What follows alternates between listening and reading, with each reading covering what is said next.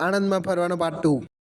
Finally 3 કલાક આરામ કરીને પછી અમે પાછા નીકળી ગયા હતા બીજા સ્થળ ઉપર જવા માટે. આણંદથી અમે નીકળી ગયા હતા વડતાલ જવા માટે.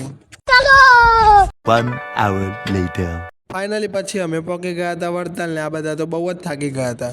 વડતાલની અંદર આવી ગયા હતા અને અંદર આવીને જોવા મળી ગયા અમને તો આ 2 દાંતવાળા હાથી. અને આવો હાથી તો તમે ક્યાંય નહીં જોયો હોય. ઘર ભેગું થાને ભાઈ.